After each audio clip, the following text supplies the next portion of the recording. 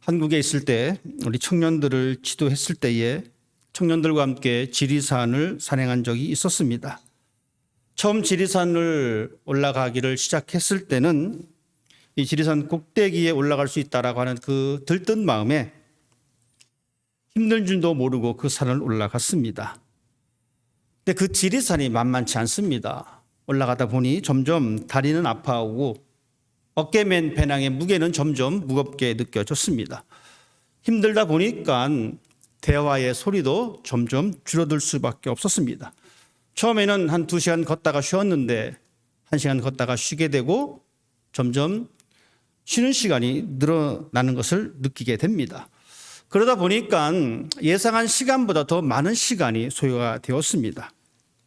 중간에 이런 생각이 들었습니다. 다시 내려가야 되겠다.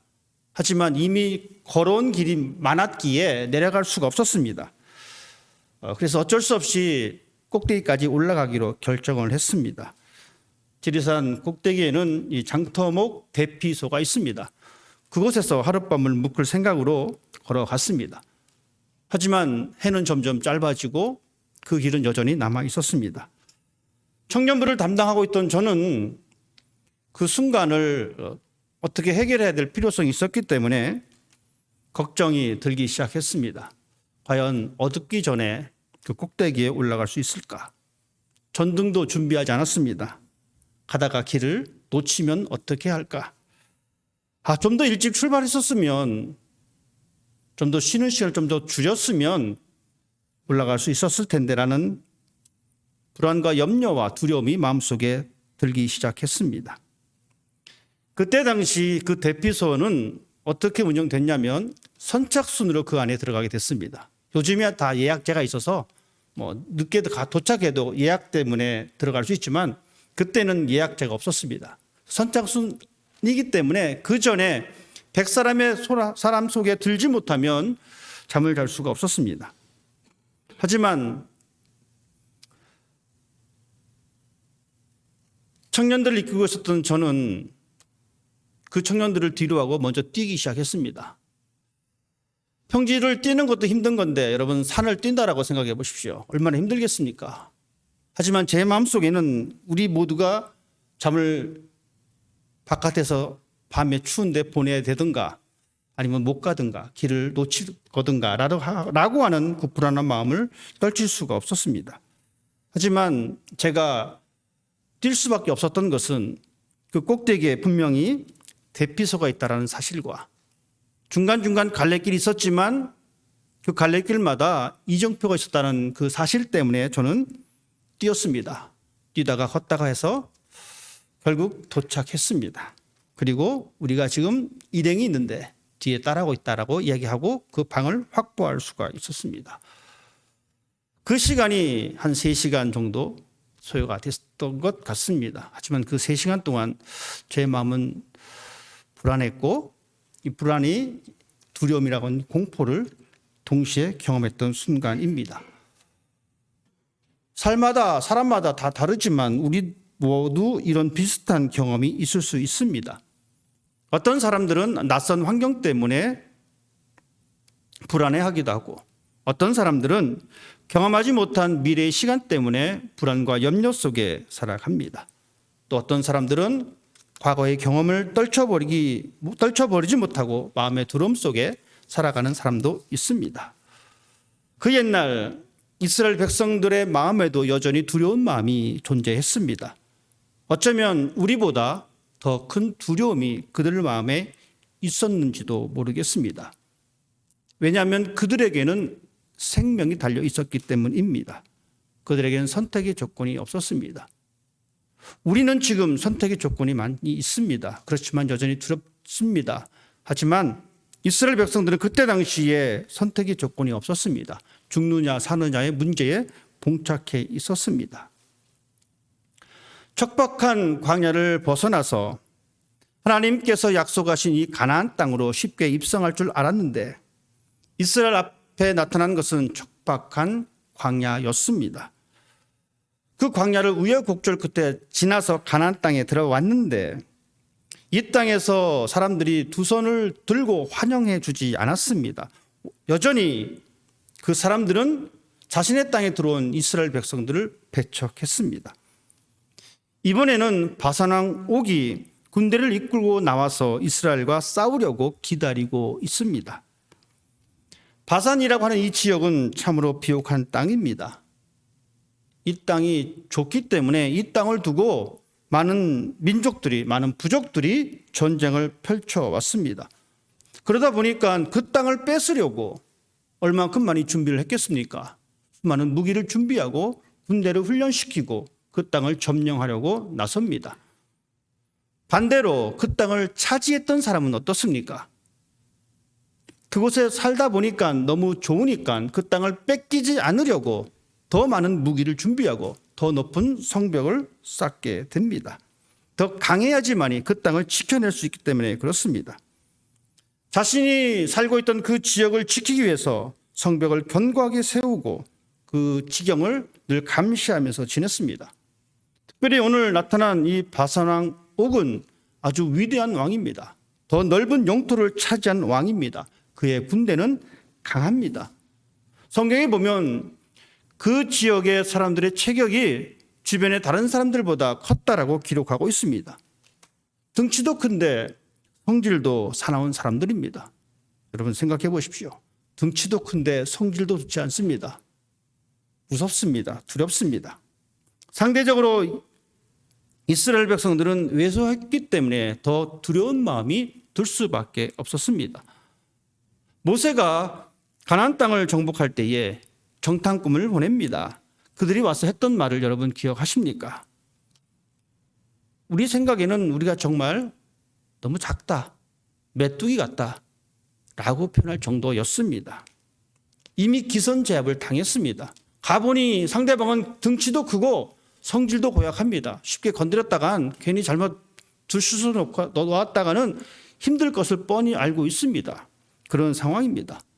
그러니 그들의 마음속에 자리 잡은 것은 무서운 감정, 두려운 감정입니다. 남자분들 격투기 게임 하시는 거 좋아하실 겁니다. 격투기 선수를 우리 눈앞에서 본다라고 한번 생각해 보십시오.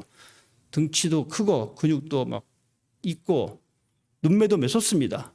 그런 사람과 어깨라도 부딪히기도 한다라면 여러분 어떻게 하겠습니까? 그냥 슬 피해가는 정도로 무섭습니다. 지금 이스라엘 백성의 상황이 그렇습니다. 이 두려운 상황 속에 있습니다.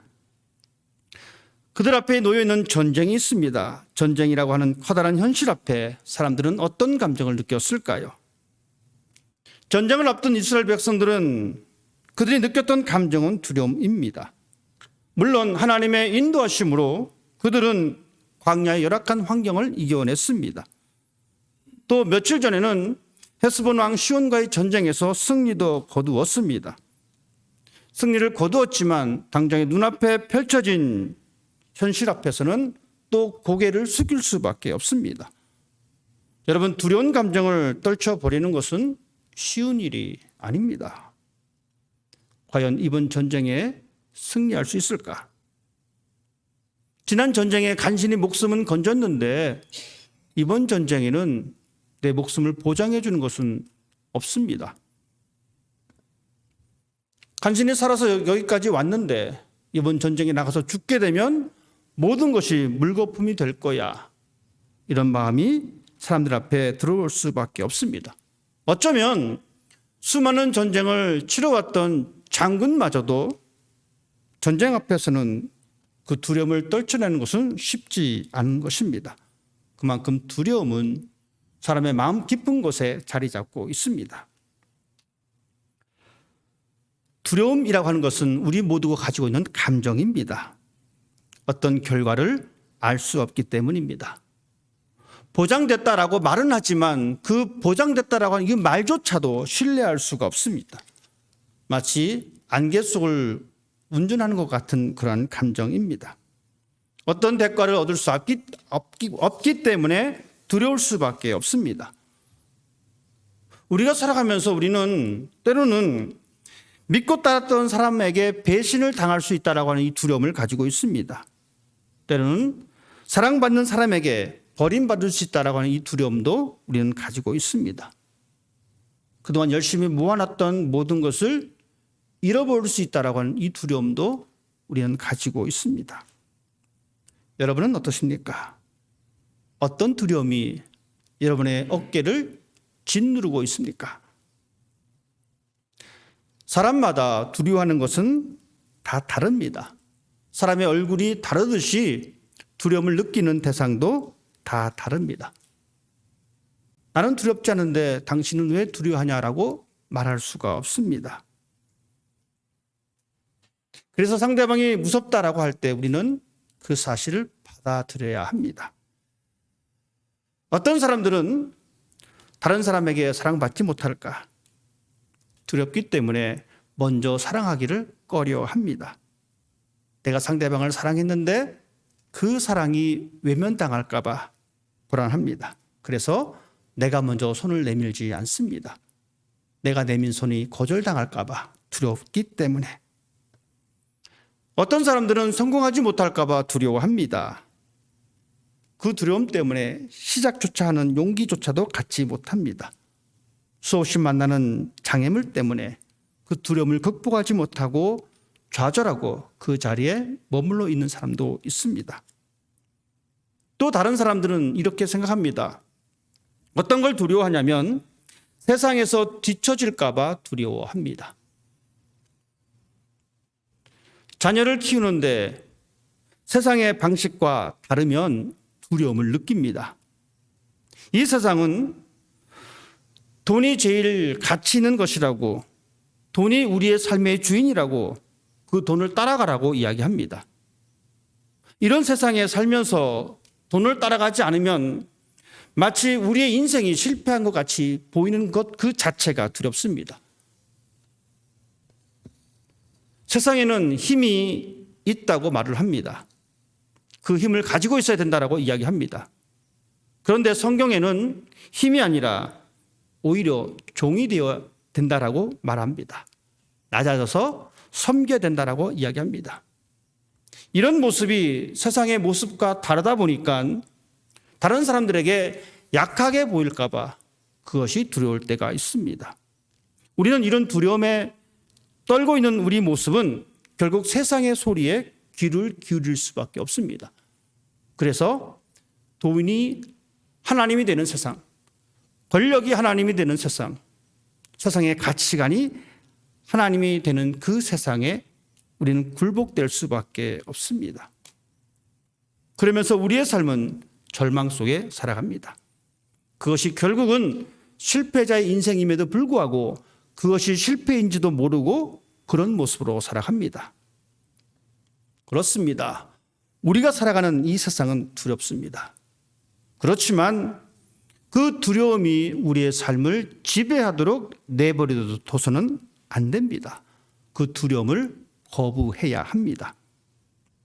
우리의 삶이 그 두려움에 묻혀 살게 되면 우리는 더 넓은 세상을 꿈꿀 수가 없습니다. 우리는 그 두려움에 지배당하게 되면 하나님께서 말씀하신 하나님의 나라를 건설할 수가 없습니다. 그렇기 때문에 우리는 이 두려움을 반드시 극복해야 합니다. 그렇지만 쉽지 않습니다. 어렵습니다. 그것을 거부하는 것은 대단한 용기가 필요합니다. 여기 두려움을 극복할 수 있는 방법이 있습니다. 그것은 우리의 허풍이 아닙니다. 우리의 용기가 아닙니다. 우리의 자만심이 아닙니다. 그것은 바로 우리 안에 있는 하나님의 은혜, 하나님께서 인도하신 그 손길, 하나님의 마음입니다. 예수님의 비유 가운데 우리가 잘 아는 비유가 있습니다. 탕자의 비유입니다. 아버지의 재산을 받아서 먼 길을 떠났던 이 아들이 모든 재산을 다 탕진해 버렸습니다. 돈도 없고 먹고는 살아야 되겠고 살다 돼지가 먹는 음식과 경쟁을 벌입니다. 돼지에게 줄 것을 자기가 먹습니다. 그만큼 비참한 삶을 살고 있었습니다. 그런데 그 자리에서 그는 아버지에게 돌아가겠다라는 마음을 갖게 됩니다. 근데 아버지한테 돌아간다는 것은 그렇게 쉬운 일이 아닙니다. 간단한 것이 아닙니다. 왜냐하면 그때 당시에 아버지의 재산을 가지고 나간 그 행위는 아버지를 무시한 행위요, 그 지역을 통째로 무시한 행위입니다. 그렇기 때문에 그 동네에 다시 발을 내딛는다? 동네 사람들에게 맞아 죽어도 할 말이 없는 상황입니다. 그렇기 때문에 아버지가 혹시 아들이 오면 동네 사람들에게 맞아 죽지는 않을까 싶어서 아버지는 밖에서 기다립니다. 왜냐하면 동네 사람들한테 잡히면 죽거나 거의 죽기 때문에 그렇습니다. 여러분, 우리가 뉴스를 통해서 듣는 단어가 있습니다. 명예살인입니다. 요즘도 그 명예살인이 있습니다. 아버지가 자녀를 죽이는 사건입니다. 가족의 명예를 훼손시켰기 때문에 나라에서는 그걸 그냥 눈 감아 줍니다. 아들이 집에 돌아가면 발생할 수 있는 사건입니다. 그런데 그 아들이 집에 갈 생각을 합니다. 아들은 그런 죽음을 알고 있었지만 그 두려움을 이겨냈습니다. 그 두려움을 이겨낼 수 있는 것은 아버지의 사랑을 확인했기 때문에 그렇습니다. 아들이 그 두려움을 이겨내고 아버지의 품으로 돌아갈 수 있었던 것은 아버지의 마음을 다시 생각해낸 겁니다. 평소에 아버지가 매정하고 아주 차가운 사람이었다면 이 아들이 과연 집으로 돌아갈 생각을 했을까요? 만약 저 같더라면 집에 못 갔을 것 같습니다. 아버지가 너무 엄하기 때문에 동네 사람들이 때리기 전에 아버지한테 맞아 죽지 않았을까? 하지만 이 아들은 그동안 아버지 집에 살면서 아버지가 보여줬던 그 마음을 기억해냅니다. 그리고 혹시 동네 사람들에게 잡혀 죽을지도 모르지만 그 아버지가 보여줬던 그 마음 때문에 아버지에게 돌아갑니다. 인생의 밑바닥에서 그에게 남아있었던 아버지의 마음은 따뜻한 마음이었습니다. 그 마음 때문에 아들은 두려움을 이겨내고 아버지의 집으로 향할 수가 있었습니다. 하나님은 모세와 이스라엘 백성들을 향해 두려워하지 말라고 말씀하십니다. 지나온 시간들을 기억하면서 하나님의 손길로 이곳까지 인도되었고 그렇게 견고하게 쌓아두었지만 사람들은 저항했지만 하나님의 인도하심으로 승리했다는 사실을 기억하고 이번 승리도 승리할 것이니 두려운 마음을 떨쳐내라고, 불가능한 것이 아니라 가능한 것이라고 말씀하고 있습니다. 이스라엘 백성들은 광야를 건너면서 여전히 하나님의 손길을 경험했습니다. 그렇지만 그들은 그것을 경험했음에도 불구하고 하나님이 전쟁의 승리를 이끌어 주셨음에도 불구하고 여전히 두려워하고 있었습니다. 우리의 모습도 마찬가지입니다. 지금까지 하나님의 은혜로 살아왔습니다. 머나먼 이 이국 땅에서 이방인의 삶을 살아오면서 우리는 하나님의 손길을 경험했습니다. 어려운 순간마다 하나님께서 선한 길을 열어주셨고 지혜를 주셨습니다. 위로해 주시고 힘을 주셨습니다. 그래서 이 미국 땅, 이국 땅에서 30년, 40년, 50년을 살아오셨습니다. 그렇지만 여전히 두려움은 우리 마음속에 떠나고 있지 않고 자리 잡고 있습니다. 그 두려움 때문에 한 걸음 나아가서 하나님께 헌신하고 믿음으로 살아야 될 텐데 그렇지 못하는 우리의 모습입니다. 그만큼 우리는 연약한 존재입니다. 여전히 그 자리에 주저앉아 있습니다. 하나님은 성경 말씀을 통해서 여러 곳을 통해서 우리들에게 두려워하지 말라라고 말씀해 주고 있습니다. 매 순간 두려움에 사로잡혀 있는 그 상황 가운데에 하나님은 나타나시고 말씀해 주셨습니다. 내가 너와 함께 있다. 내가 너를 떠나지 않겠다. 그 약속을 통해서 우리는 두려워하지 말 것을 우리 마음속에 담고 살아가는 사람이 되어야 합니다. 예수님께서도 승천하실 때 제자들에게 그렇게 말씀하셨습니다. 내가 세상 끝날까지 너희와 항상 함께 있을 것이다. 우리가 두려워하지 않은 근거가 바로 이 하나님의 약속입니다. 광야 같은 세상을 살아가면서 우리가 의지하고 바라봐야 할 것은 하나님의 말씀, 하나님의 약속입니다. 우리가 세상을 두려워하는 것이 아니라 세상이 우리를 두려워하게 만드는 것이 우리의 신앙의 모습이 되어야 합니다. 외적인 조건 때문에, 현실적인 여건 때문에 조금 흔들릴 수는 있습니다. 하지만 두려워하지 마십시다. 그런 것들은 결코 우리의 신앙을 침몰시키지 못합니다. 요셉은 형들에 의해서 배신을 당했습니다. 처음 형들이 요셉을 구덩이에 넣었을 때에 옷을 벗기고 그 구덩이에 넣습니다. 어쩌면 요셉은 형들이 장난치겠지, 막내니까, 그리고 꺼내주겠지, 이렇게 생각했을지도 모릅니다. 하지만 시간이 흘렀는데도 형들은 그 자신을 꺼내주지 않습니다. 옷도 없습니다. 옷을 뺏겼다는 것은 그 밤에 추위를 견뎌야 된다는 이야기입니다. 물도 주지 않습니다. 구덩이는 물도 없었습니다. 요셉이 느꼈던 감정 어떤 것이었겠습니까? 분노와 두려움입니다. 형들한테 이렇게 배신을 당하는 것도 충격인데 그 충격이 가시기 전에 형들이 그 자기 자신을 노예로 팔아버립니다. 앞으로 펼쳐질 인생의 그림이 쫙 그려집니다. 얼마나 무서웠겠습니까? 앞으로 어떤 희망도 가질 수가 없습니다. 왜냐하면 노예로 살다가 도망치면 잡히면 죽을 것이 뻔하기 때문에 도망가겠다는 생각조차 할 수 없는 그런 상황입니다. 절망과 두려움이 요셉의 동반자가 된 순간입니다. 그렇지만 요셉은 그 두려움을 자신의 마음속에 담아두지 않았습니다. 왜 그렇습니까? 그 이유는 하나님입니다. 우리는 성경에서 요셉이 하나님과 함께 했다라고, 하나님께서 요셉과 함께 해주셨다는 문구를 자주 발견할 수가 있습니다. 요셉은 무섭고 외로운 순간마다 하나님을 의지했습니다. 어릴 적 자신에게 주어졌던 하나님의 약속의 말씀을 의지했습니다. 형들에 의해서 팔려나가게 된 이유 가운데 하나가 바로 꿈입니다. 꿈. 요셉은 꿈을 꿨습니다. 그 꿈 때문에 형들의 미움을 받았습니다.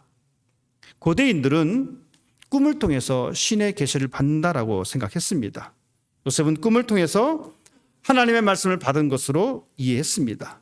그래서 그 하나님의 약속을 받아들이고 그 약속을 마음속에 간직하며 살았습니다. 요셉은 그렇게 두렵고 무서운 시간들을 하나님의 약속을 생각하면서 버텨냈습니다. 그는 하나님을 의지했고 그 어려운 시간들을 이겨낼 수 있었습니다.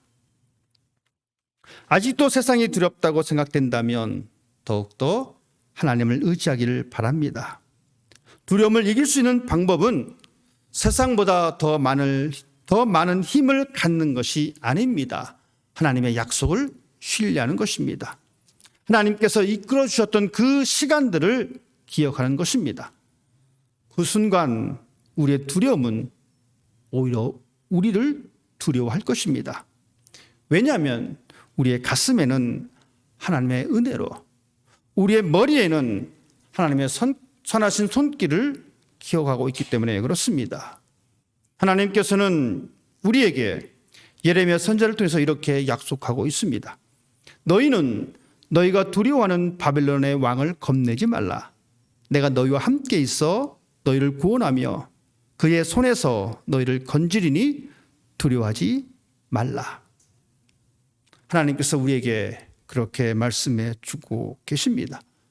우리는 이 말씀을 기억합니다. 그리고 우리의 삶을 이끌어 주셨던 그 하나님의 은혜를 기억합니다. 그 말씀이 우리 속에 있다라면 우리는 우리 앞에 어떤 성벽이 있다 할지라도 두려워할 필요가 없습니다. 이스라엘 백성들을 이끌었던 모세라고 두려운 마음이 없었겠습니까? 모세 역시 두려웠을 것입니다. 어쩌면 이스라엘 백성들보다 더 큰 두려움이 그의 마음속에 자리 잡고 있었는지도 모릅니다. 왜냐하면 모든 책임을 모세가 져야 하기 때문에, 그 위치에 있기 때문에 그는 두려운 마음을 가질 수밖에 없습니다. 이런 위급한 상황에서도 모세는 군대를 정비한 것이 아닙니다. 모세는 하나님 앞에 섰습니다.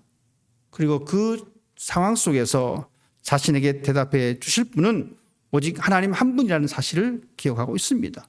왜냐하면 하나님께서 모세에게 이 가나안 땅으로의 인도하심을 약속했기 때문에.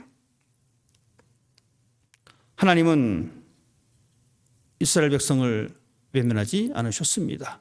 하나님은 우리를 외면하지 않으십니다. 우리의 삶에 여전히 불안과 두려움이 존재한다면 우리의 마음을 하나님께 기울여 보십시다. 두려움은 나의 몫이 아니라 세상의 몫이 될 것입니다. 하나님은 이사야 선지자를 통해서 오늘 우리들에게 동일하게 말씀해 주고 있습니다. 두려워하지 말라, 내가 너와 함께함이라. 놀라지 말라, 나는 내 하나님이 됨이라. 내가 너를 굳세게 하리라. 참으로 너를 도와주리라. 참으로 나의 의로운 오른손으로 너를 붙들리라. 불안이 우리의 삶을 뒤엎고 두려울수록 하나님이 우리에게 약속하신 또는 하나님께서 우리를 이끌어 주신 그 은혜를 기억하십시다. 그 은혜가 우리의 삶의 이정표가 될 것입니다. 그 이정표를 따라가다 보면 반드시 우리는 하나님의 약속을 경험하게 될 것입니다. 그 시간이 조금 더디다 할지라도 반드시 하나님의 약속은 우리 앞에 펼쳐져 있습니다. 그 약속이 우리 마음속에 가득하고 그 약속을 신뢰하고 우리 한 걸음 한 걸음 내딛게 되면 그 두려움이 변하여 기쁨이 될 것이고 절망이 변하여 희망의 노래가 될 것입니다. 이런 놀라운 은혜가 여러분의 삶에 경험되기를 주님의 이름으로 축복합니다. 기도하겠습니다.